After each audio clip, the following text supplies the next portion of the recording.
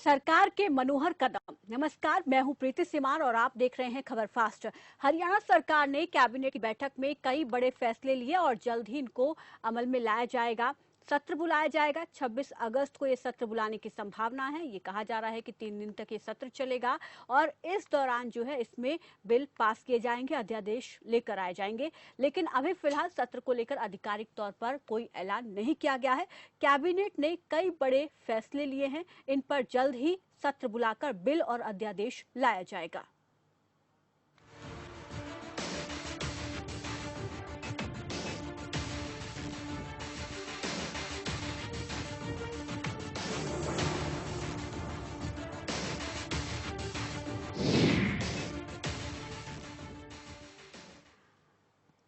तो मनोहर सरकार ने यहाँ पर मनोहर कदम उठाए हैं जनता को राहत देने के लिए। इसमें हरियाणा के शहरी निकायों में अब पार्षदों की जो खरीद फरोख्त होती थी वो अब खत्म हो जाएगी, क्योंकि अब नगर निगम में मेयर का चुनाव सीधे जनता करेगी। इसके अलावा गुरुग्राम में 28 किलोमीटर मेट्रो की डीपीआर को मंजूरी दी गई है। इसके अलावा हर केस को नागरिक संसाधन विभाग से जोड़ दिया जाएगा। सूक्ष्म सिंचाई विभाग अब जो है कृषि विभाग का हिस्सा नहीं होगा और पंचायती जमीनों पर कब्जा किया तो अब और ज्यादा जुर्माना देना पड़ेगा कब्जाधारियों को। तो ये कई अहम फैसले जो हैं मनोहर सरकार की तरफ से कैबिनेट में लिए गए हैं। इसके अलावा और क्या फैसले लिए गए हैं जीएफएक्स के जरिए आपको दिखाते हैं। तो कैबिनेट सरकार के अहम फैसले। हरियाणा के शहरी निकायों में अब खत्म होगी खरीद फरोख्त की प्रक्रिया। अब जनता सीधा मेयर को चुनेगी। गुरुग्राम में 28.8 किलोमीटर मेट्रो की डीपीआर को मंजूरी मिल गई है। तो अब गुरुग्राम जाम को निजात मिलेगी जाम से। सूक्ष्म सिंचाई विभाग अब कृषि विभाग का हिस्सा नहीं है। पंचायती जमीनों पर कब्जा अब किया जाएगा तो अधिक जुर्माना कब्जाधारियों को देना होगा। अंबाला में इंटीग्रेटेड होम जमीन स्थानांतरित की जाएगी और 352 रिटायर्ड शिक्षकों और कर्मचारियों को 6 से 20 हजार मासिक पेंशन दिया जाएगा। महिलाओं की ताकत बढ़ेगी और महिलाएं पंचायती राज की कमान संभालेंगी। 50% आरक्षण देने की बात कही गई है। पंचायती राज में महिलाओं को 50% आरक्षण दिया जाएगा, जो कि अभी 33% है। बीसीए वर्ग को पंचायत चुनाव में 8% आरक्षण दिया जाएगा। और इस पर हम विस्तार से चर्चा करेंगे कि आखिर सरकार के जो ये फैसले हैं जनता के लिए कितने हितकारी हैं, कितने लाभकारी हैं और कैसे इनको सरकार अमल में लाएगी। और कुछ फैसलों को हम बारीकी से समझेंगे, क्योंकि यहाँ पर बहुत सारे जो फैसले लिए गए हैं उसमें बहुत सारी चीजें ऐसी हैं, उन पर कहीं ना कहीं सवाल भी इसमें उठ रहे हैं कि आखिर उनको लागू कैसे किया जाएगा। इस पर बातचीत के लिए, चर्चा के लिए हमारे साथ बीजेपी प्रवक्ता बृजेंद्र नेहरा जुड़ गए हैं। कांग्रेस की तरफ से हमारे साथ अमरदीप सिंह जुड़ गए हैं और वहीं पॉलिटिकल एक्सपर्ट आरएन मलिक हमारे साथ जुड़ गए हैं। सबसे पहले मैं तीनों का स्वागत करना चाहूंगी और मेरा पहला सवाल यहाँ पर बीजेपी प्रवक्ता बृजेंद्र नेहरा जी से है। बृजेंद्र जी, मनोहर सरकार ने मनोहर कदम उठाए हैं, मनोहर फैसले लिए हैं जनता के हित से जुड़े, लेकिन सबसे पहले आपका पहला रिएक्शन इन फैसलों को लेकर क्या कहेंगे आप?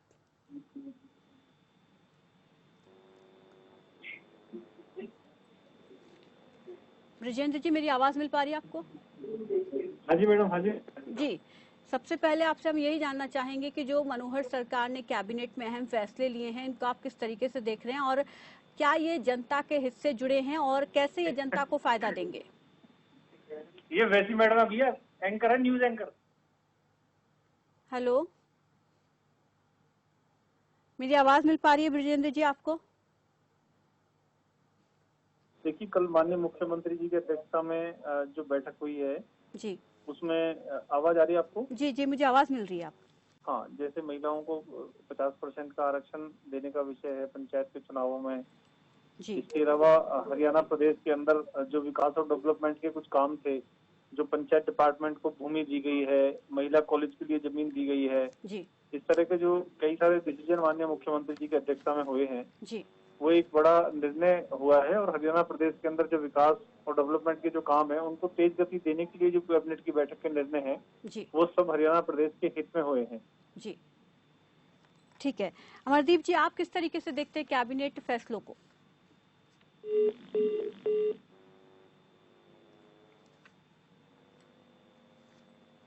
हमारा संपर्क नहीं हो पा रहा, दोबारा हम जुड़ने की कोशिश करेंगे। आर.एन. मलिक जी हमारे साथ जुड़े हुए हैं। आर.एन. मलिक जी नमस्कार, स्वागत है आपका खबर फास्ट पर।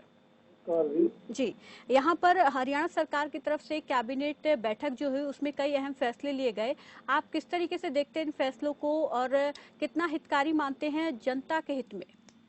देखिए, अहम फैसले इसमें दो ही है जी। एक तो ये जो गुड़गांव के अंदर डीपीआर की मंजूरी दे दी है, जो 29 किलोमीटर मेट्रो लाइन बनेगी। जी जी ये मोस्ट प्रोबेबली वो ये पता नहीं मानेसर तक जाएगी नहीं जाएगी, जी डिटेल्स का पता नहीं। इन अखबारों में आएगा क्या डिटेल्स होंगे 29 किलोमीटर के। जी, ये गुरुग्राम तक ही सीमित है, अभी मानेसर तक नहीं है, इसमें मेंशन नहीं किया गया है। जी, क्योंकि सबसे जरूरी तो मानेसर को कनेक्ट करना, सबसे ज्यादा भीड़ भड़ाका उस रोड के ऊपर रहता है। जी। दूसरी बात यह कि देखिए, इसमें जो मेट्रो प्रोजेक्ट है इसमें बहुत ज्यादा पैसा लगता है। जी। अंडरग्राउंड जितनी चलेगी उसमें 550 करोड़ पर किलोमीटर खर्च आता है। जी। और जो एलिवेटेड हिस्सा है उसमें 300 करोड़ पर किलोमीटर है। जी। तो रफली इसमें 15,000 करोड़ रुपया लग जाएगा। जी।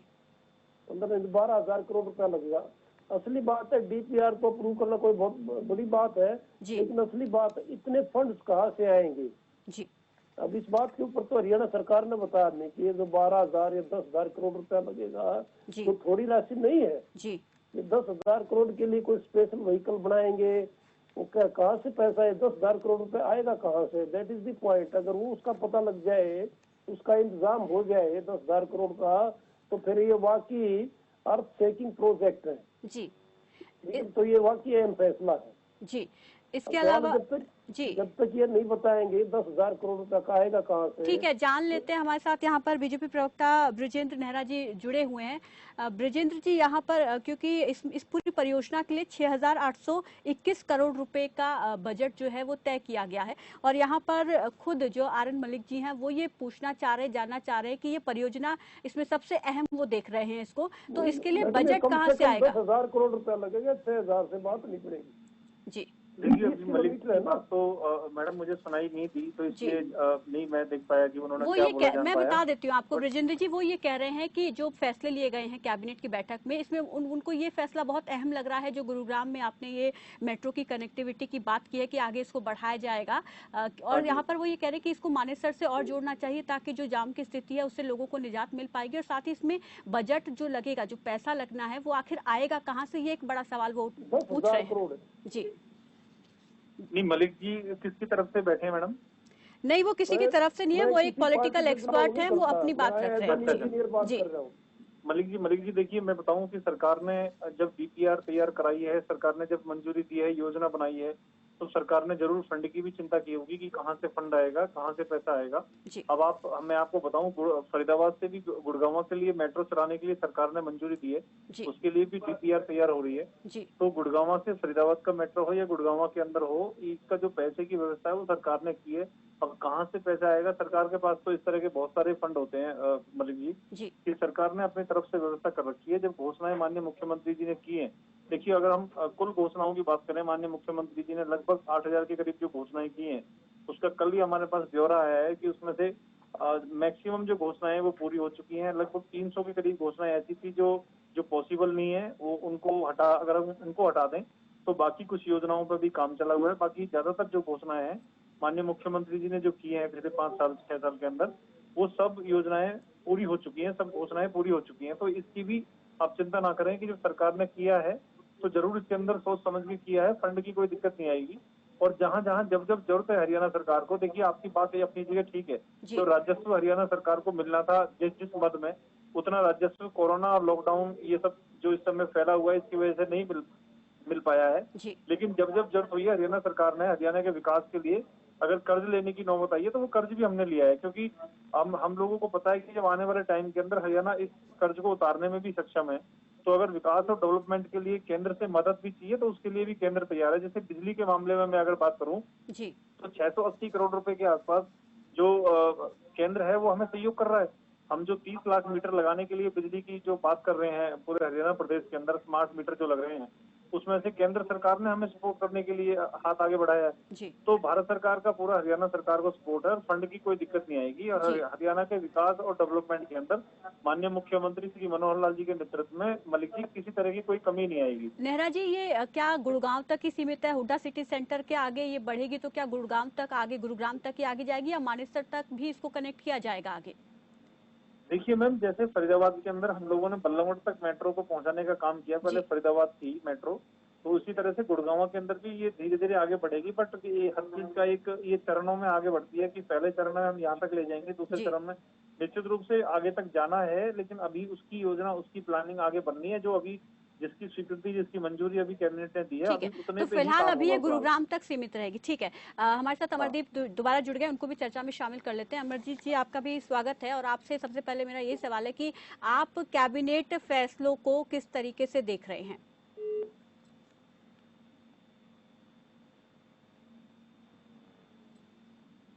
लगता है हमारा दोबारा से संपर्क टूट गया है तकनीकी खामी के चलते। मैं चाहूंगी कि जल्द से इसको दूर किया जाए। और आरएन मलिक जी, आपने बात कही कि एक इसमें योजना जो है वो आपको अहम लगी, दूसरी कौन सी अहम योजना आप देख रहे हैं इन पहले फैसलों इसी में? बारे में बताऊंगा। जी बीजेपी सरकार को आए हुए 6 साल हो गए जी और ये जो गुड़गांव प्रोजेक्ट थी मेट्रो की, ये जब से बनने लगी थी, जी तो आप देखें 6 साल में जाके तो डीपीआर तैयार हुई है, मंजूरी हुई है। जी अब इस पढ़ने में वो फंड कहाँ से आएंगे, ये अगर साथ ही साथ सरकार बता दे तो अच्छा है।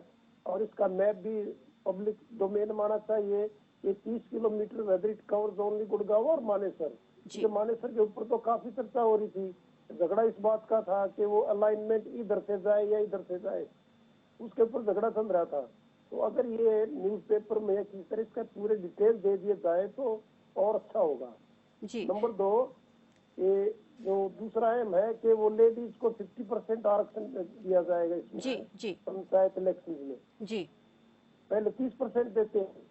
जी देखिए हो क्या रहा है, लेडीज ठीक है, जो सीट लेडीज को मिलती है तो इलेक्शन तो लेडी के नाम से ही लड़ा जाता है। जी जो ग्राउंड रियलिटीज है वो ये है।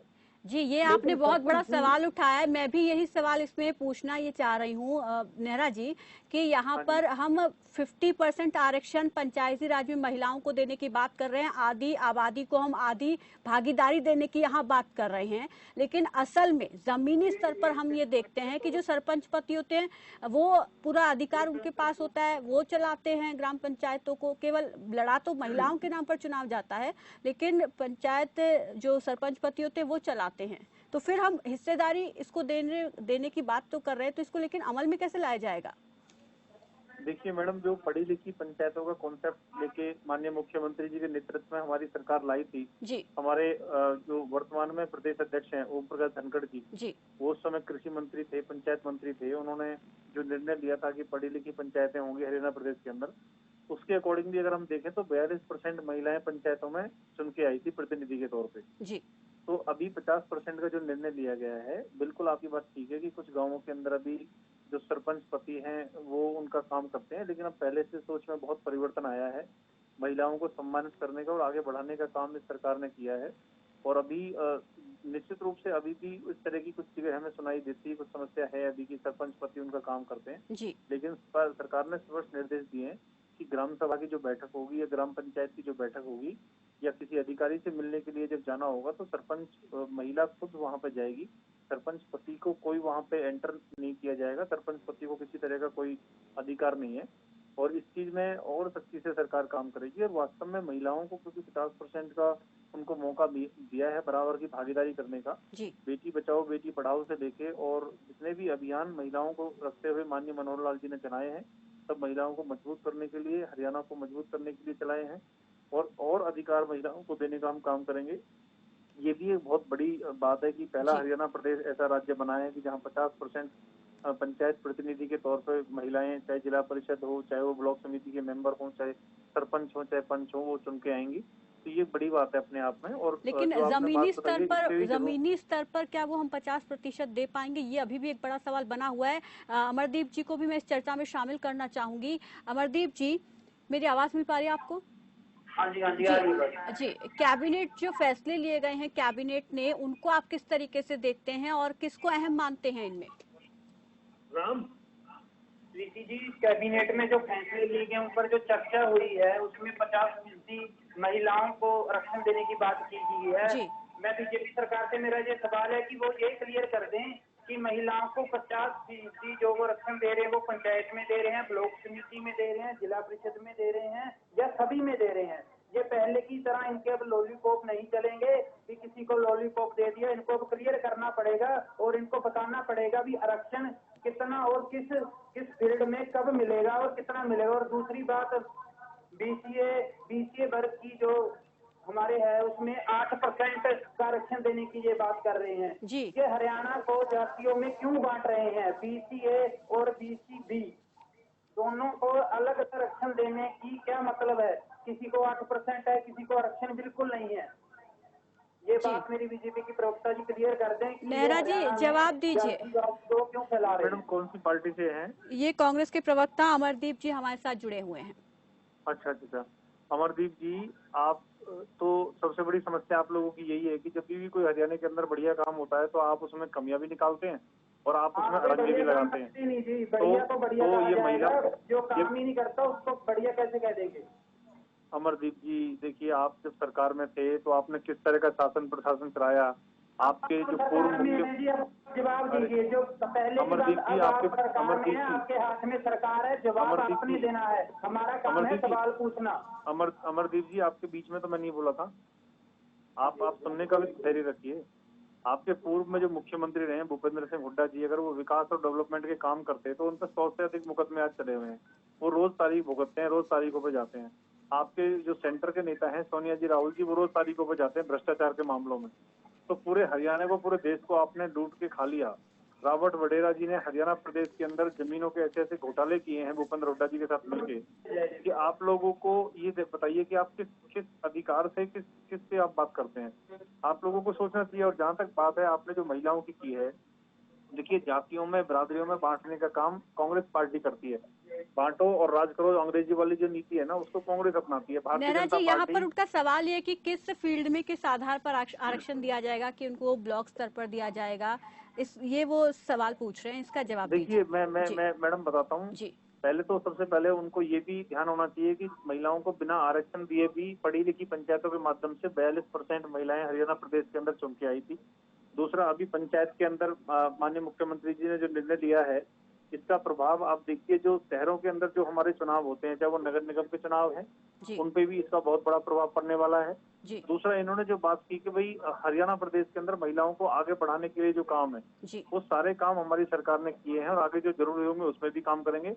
और अभी पंचायतों के माध्यम से जो निर्णय लिया है माननीय मुख्यमंत्री जी ने, उसमें पूरा उनको अधिकार मिलेगा, बराबर की भागीदारी मिलेगी और महिलाएं खुद सरपंच बनके अपने गाँव का विकास और डेवलपमेंट के काम कराएं। पढ़ी लिखी पंचायतें हरियाणा प्रदेश के अंदर काम करें, इसके लिए सरकार ने चिंता भी की है और विकास और डेवलपमेंट के काम जो कर रहे हैं उसको आगे भी बढ़ाएंगे। इसमें किसी को कोई शंका नहीं होनी चाहिए कि जिस तरह से भ्रष्टाचार का बोलबाला कांग्रेस पार्टी के टाइम में था, चाहे नौकरियों के मामले में था मैडम, चाहे वो सीएलयू के मामले में था, और जिस तरह से डायरेक्ट मेयर के चुनाव कराने के लिए माननीय मुख्यमंत्री जी ने निर्णय लिया है, विधायकों की जो खरीद फरोख्त होती थी पहले, उस पर रोक लगाने का काम माननीय मुख्यमंत्री जी ने किया। अगर जनता डायरेक्ट अपना प्रतिनिधि चुनेगी तो उससे बहुत बड़ा फर्क पड़ेगा। जी ठीक है, अमरदीप जी कहिए। हाँ जी, अब मैं 2 मिनट मुझे दीजिए जी बात अपनी पूरी करने के लिए। सबसे पहले तो इन्होंने कहा कि आपने महिलाओं के लिए क्या किया। हमारी पार्टी में हमारी राष्ट्रीय अध्यक्ष सोनिया गांधी जी हैं, जो कि एक महिला है। हमारे प्रदेश में, हरियाणा प्रदेश में हमारी अध्यक्ष कुमारी शैलजा जी हैं, जो कि एक महिला है। मेरी बात सुन लीजिए, पूरा बीच में मत बोलिए। दूसरी बात ये कह रहे, आप ये बताइए, आपकी सोनिया जी आप यहाँ कैबिनेट के फैसलों को लेकर बात करें। अमरदीप जी सुनिए, कैबिनेट के फैसलों को लेकर हम चर्चा कर रहे हैं, एक दूसरे पर जवाब दिला दीजिए। इनसे ये पूछे कि 25 साल से लगातार सोनिया जी अध्यक्ष हैं, क्या कांग्रेस कोई और काबिल व्यक्ति नहीं है जो अध्यक्ष बन सके? अमरजीत जी मेरे सवाल का जवाब दीजिए। नेहरा जी, अमरदीप जी यहाँ पर कैबिनेट के फैसलों की बात कर रहे हैं, तो इसी मुद्दे पर हम चर्चा करें तो बेहतर होगा, दूसरे मुद्दों पर ना जाए।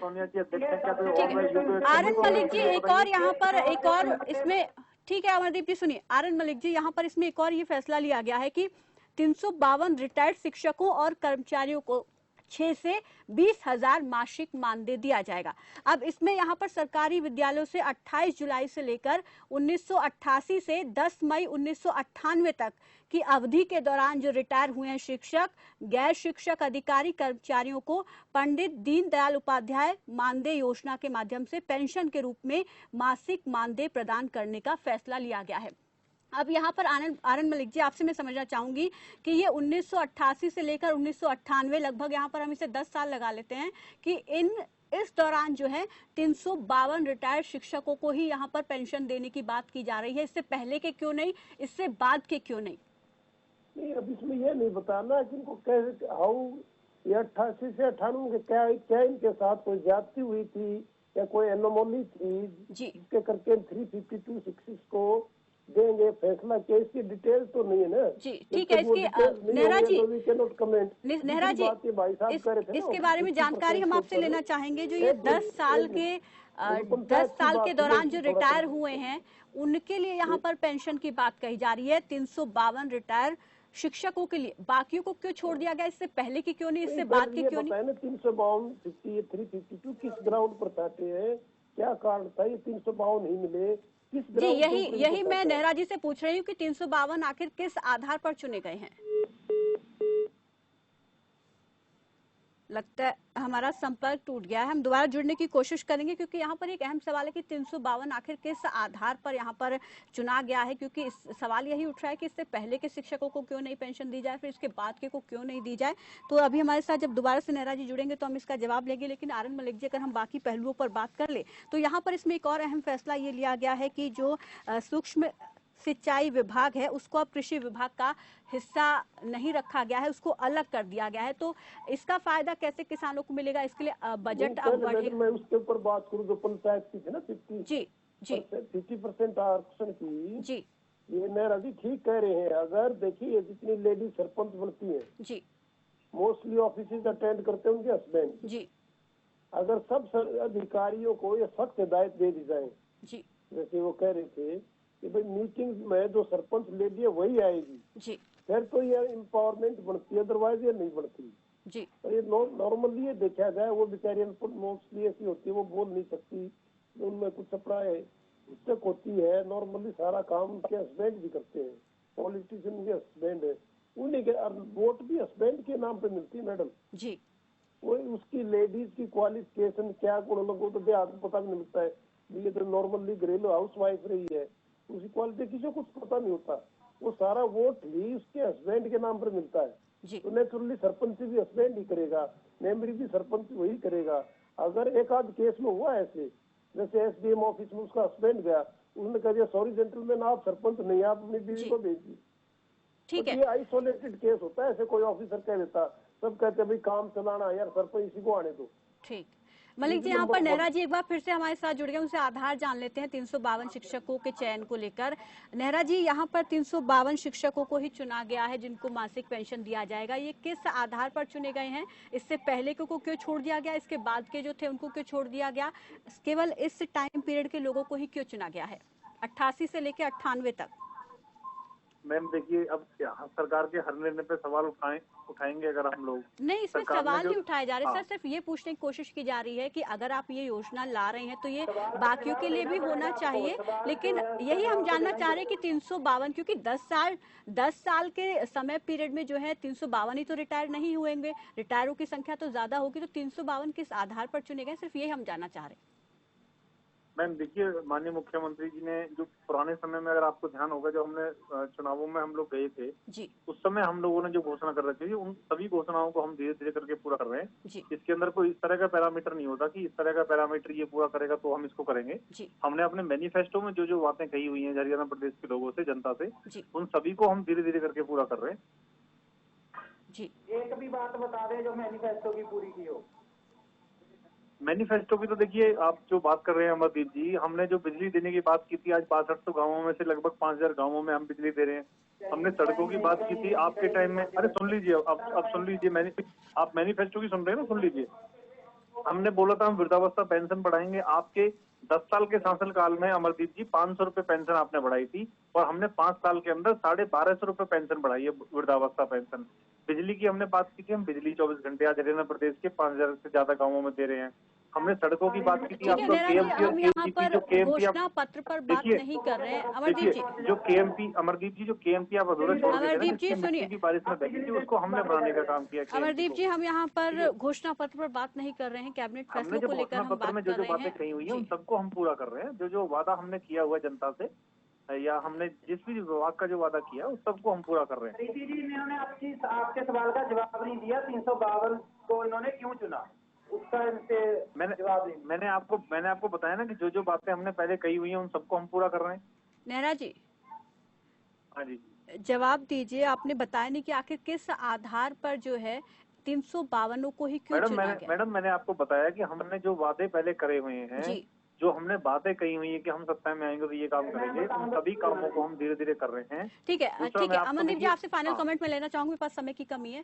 फाइनल कमेंट आपसे लेना चाहूंगी जी, कहिए।